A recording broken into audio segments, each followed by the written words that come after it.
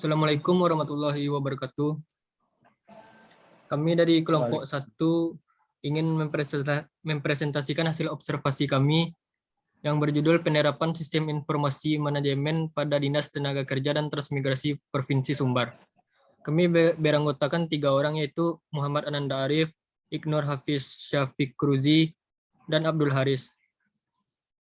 Baik, langsung saja penyampaian materi pertama akan saya bacakan. Latar belakang. Seiring berkembangnya peradaban dan terobosan teknologi yang semakin memudahkan manusia untuk mendapatkan suatu informasi, tak bisa dipungkiri jika setiap organisasi pada era global ini juga memanfaatkan teknologi yang ada untuk memudahkan dalam mengumpulkan data yang akurat dan aktual. Informasi sangatlah penting dalam menyusun strategi demi pencapaian tujuan sebuah organisasi, baik dalam perencanaan maupun pengawasannya. Sebuah keputusan manajemen sering didasarkan dari hasil pengolahan berbagai informasi yang dirangkum menjadi data terkumpul dari sumber daya manusia yang ada di dalam suatu organisasi tersebut. Tidak hanya itu, informasi juga sangat penting perannya untuk sumber daya manusia dalam operasional kerjanya. Oleh karena itu, di era globalisasi ini, pengolahan dan penyajian informasi yang akurat terkait data yang bisa meningkatkan produktivitas kinerja suatu organisasi menjadi tolak ukur terhadap kemajuan bangsa, khususnya dalam instansi pemerintahan dan pelayanan publik. Tentunya yang berperan penting dalam suatu organisasi pemerintahan adalah pegawai negeri sebagai unsur aparatur negara yang menyelenggarakan pemerintahan dan pembangunan dalam rangka mencapai tujuan nasional. Untuk mencapai tujuan tersebut, maka dibutuhkan sebuah manajemen yang teratur, terencana, dan dengan pengawasan yang baik. Karena kelancaran penyelenggaraan pemerintahan tergantung dari sistem yang ada di dalam sebuah organisasi itu sendiri. Salah satu kebijakan yang dilakukan dalam meningkatkan efisiensi dan efektivitas kerja dalam organisasi ialah dengan menerapkan sebuah sistem informasi manajemen. SIM sebagai pengolahan informasi secara umum dapat dikatakan juga sebagai rangkaian yang mencakup proses perencanaan, pengawasan, pengarahan, dan diolah sedemikian rupa sehingga memiliki nilai dan arti bagi organisasi. Pembahasan. Tinjauan pustaka. Suatu sistem informasi mencakup kegiatan pengumpulan, pengorganisasian, dan pendistribusian data sedemikian rupa sehingga data tersebut menjadi informasi yang bermakna bagi pengambilan keputusan. Unit perusahaan yang bertanggung jawab atas sebagian besar sumber daya informasi dapat dinamai berbagai macam divisi SIM atau departemen SIM, IT, informasi teknologi, dan IS atau Information Service. Menurut Bonnar dan Hopwood, pengertian sistem informasi manajemen atau SIM merupakan kumpulan hardware serta software yang dirancang serta eksklusif untuk bisa melakukan integrasi data menjadi satu informasi digital yang valid dan berguna. Menurut ahli ini, kumpulan hardware atau perangkat keras serta software atau perangkat lunak ketika digabungkan maka tentunya merujuk pada satu perangkat teknologi yang disebut komputer. Faktanya perangkat inilah yang memang satu-satunya yang mampu melakukan transformasi data digital dengan cepat. Profil Disnaker Sumatera Barat. Sesuai dengan Undang-Undang Dasar 1945 Pasal 27 Ayat 2 bahwa pembangunan ketenaga kerjaan ditunjuk untuk menyediakan lapangan kerja bagi setiap angkatan kerja sehingga dapat memperoleh pekerjaan dan penghidupan yang layak bagi kemanusiaan.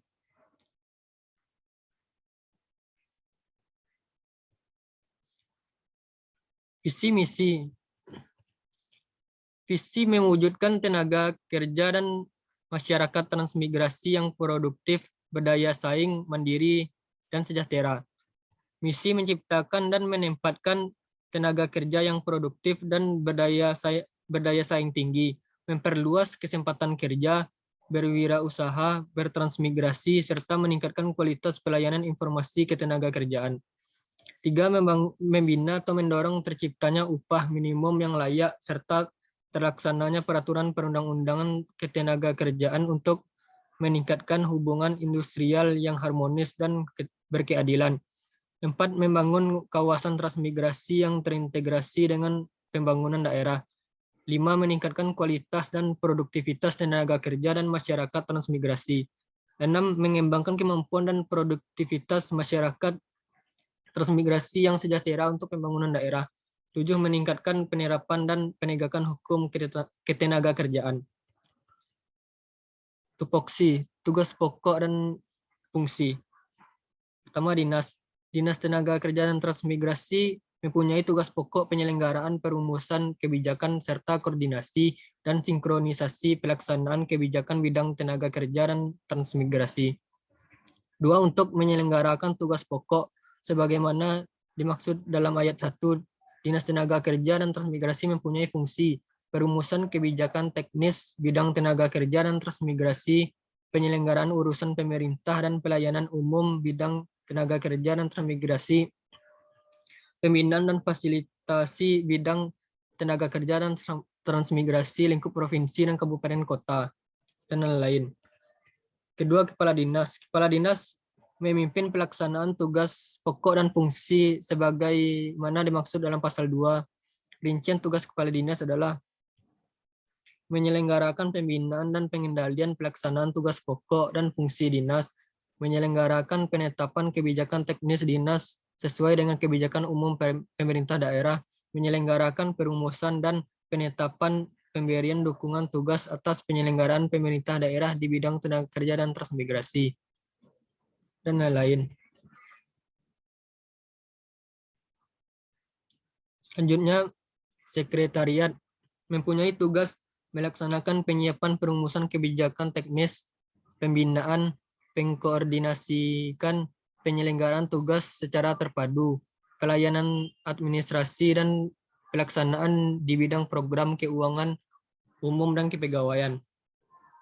Untuk menyelenggarakan tugas sebagaimana dimaksud dalam ayat 1, sekretariat berfungsi: yang pertama, penyelenggaraan koordinasi perencanaan dan program dinas, penyelenggaraan pengkajian perencanaan dan program kesekretariatan, dan penyelenggaraan pengelolaan urusan keuangan umum dan kepegawaian.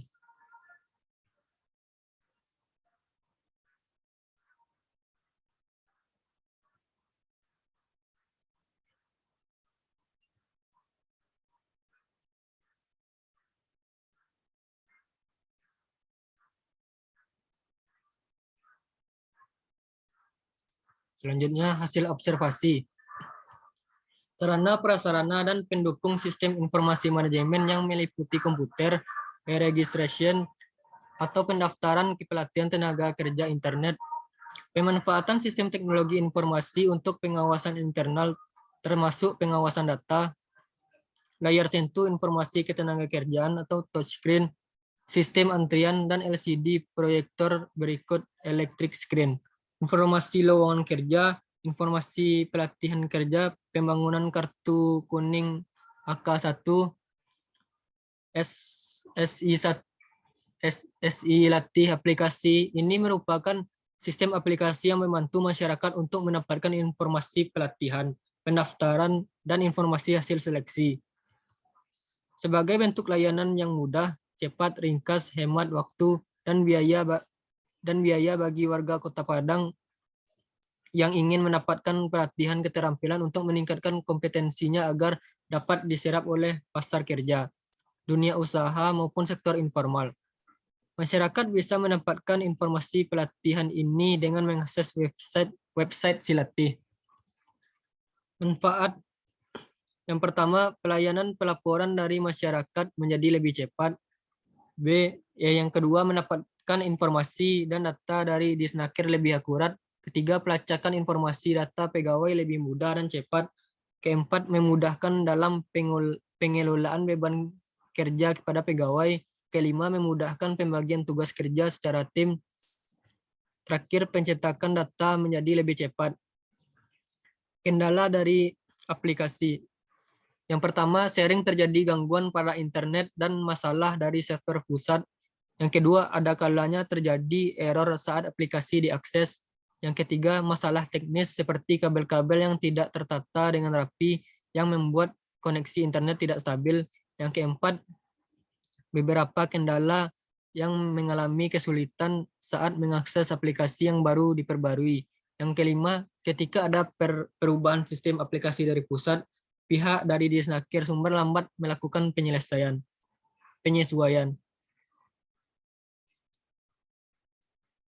Selanjutnya, materi akan disampaikan oleh Ignor. Kepada Ignor dipersilakan. Bab 3, metode penulisan. Metode dan pendekatan penulisan. Penulisan ini menggunakan metode kualitatif, yaitu metode yang memiliki menitik beratkan pada penalaran yang berdasarkan realitas sosial secara objektif. Penerapan metode kualitatif ini bertujuan agar lebih mempermudah pemahaman realistis ganda, menyajikan secara hakiki antara penulisan dengan realitas di lapangan. Metode ini lebih peka dan menyesuaikan pada bentuk nilai yang dihadapi. Selanjutnya, informan. Dalam penulisan ini, penentuan informan digunakan penulisan adalah teknik purposive sampling, yaitu cara penentuan informan yang ditetapkan secara sengaja atas dasar kriteria atau pertimbangan tertentu. Selanjutnya, teknik pengumpulan data. Teknik pengumpulan data perlu dilakukan dengan tujuan agar mendapatkan data-data yang valid dalam penelitian. Peneliti menggunakan metode sebagai berikut. Pertama, observasi. Peneliti mengumpulkan data melalui pengamatan langsung di tempat penelitian. Peneliti terjun langsung pada lokasi dinas tenaga kerja dan transmigrasi Sumbar di Jalan Gurun Laweh, Padang. Yang kedua, wawancara. Wawancara adalah percakapan yang dilakukan oleh dua pihak, yaitu pewawancara yang mengajukan pertanyaan dan terwawancara yang memberikan jawaban atas pertanyaan. Peneliti mengajukan pertanyaan kepada informan berkenaan pemanfaatan koleksi e-book berbasis web. Hasil wawancara digunakan peneliti sebagai sumber data utama dalam penelitian ini.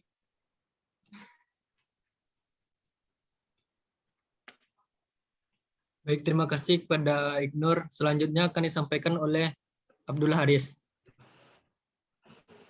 Bab 4, penutup. Kesimpulan, yang pertama yaitu sistem informasi manajemen yang diterapkan di Disnaker Sumbar berguna untuk memberikan informasi dari seluruh pegawai. Ada pula beberapa perangkat sistem informasi yang dipakai sebagai pendukung kinerja pegawai. Yang kedua, penyebab utama pekerjaan yang kurang efektif dan efisien adalah masalah informasi yang lambat dan tidak tepat yang didapatkan oleh pegawai. Maka dengan penerapan sistem informasi manajemen, pegawai yang ada di seksi pelayanan mendapatkan manfaat dalam pekerjaan yang sangat besar dibandingkan dengan sistem manual. Semua kegiatan kerja sudah terhubung melalui internet. Yang ketiga, masih ada kendala-kendala yang didapatkan dalam penerapan tersebut. Ketergantungan pekerja terhadap aplikasi online membuat pegawai kesulitan melakukan pekerjaannya ketika internet sedang mengalami gangguan. Perawatan dari sarana-prasarana dari sistem informasi yang ada juga menjadi pekerjaan yang harus diperhatikan bagi organisasi. Untuk bisa memahami dan bekerja menggunakan sistem berbasis aplikasi ini, diperlukan pelatihan khusus terhadap pegawai sebelum akan mengoperasikannya. Yang keempat, pengawasan sudah dilakukan dengan baik. Setiap pegawai harus memasukkan data unik masing-masing sebelum bisa mengoperasikan komputer kantor yang dapat terpantau oleh sub bagian umum kepatuhan internal sehingga mempersempit kemungkinan terjadinya penyalahgunaan. Apabila pun terjadi pelanggaran terhadap data yang tersimpan pada server, maka pengawas akan dengan mudah mengidentifikasi pelakunya. Yang kelima, berbeda dengan penerapan sistem informasi manajemen saat ini, sudah banyak fitur sistem informasi yang dapat digunakan pegawai, sehingga data yang didapat pegawai sangat cepat. Kegiatan kerja pun bisa dilakukan beberapa pegawai sekaligus secara tim dan pengelolaannya menjadi lebih efektif serta efisien. Saran yang pertama, dalam waktu berkala perangkat komputer dan aplikasi harus diperbarui terus-menerus agar mendapat fungsi dan kualitas secara maksimal dari aplikasi tersebut. Perencanaan penataan jaringan kabel LAN juga harus lebih diperhatikan untuk menghindari gangguan pada jaringan internet bagian internal yang nantinya akan memperhambat operasional kerja pegawai, serta memperhatikan bentuk-bentuk pengawasan dalam bentuk aplikasi dan individu yang mengawasi. Yang kedua, pengarsipan berkas fisik wajib pajak alangkah baiknya ditingkatkan lagi prosedur penataannya di gudang berkas. Prosedur pengarsipannya bisa diterapkan dengan sistem informasi manajemen ditunjang beserta ketersediaan fasilitas teknologi informasi yang handal.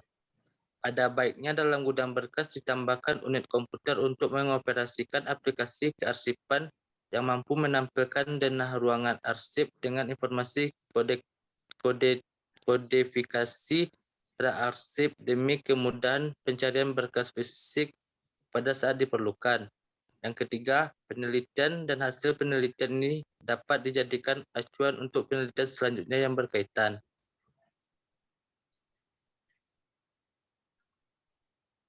Baik, terima kasih kepada Abdul Haris. Sekian presentasi dari kelompok 1, mudah-mudahan bermanfaat. Apabila ada kesalahan mohon dimaafkan. Assalamualaikum warahmatullahi wabarakatuh.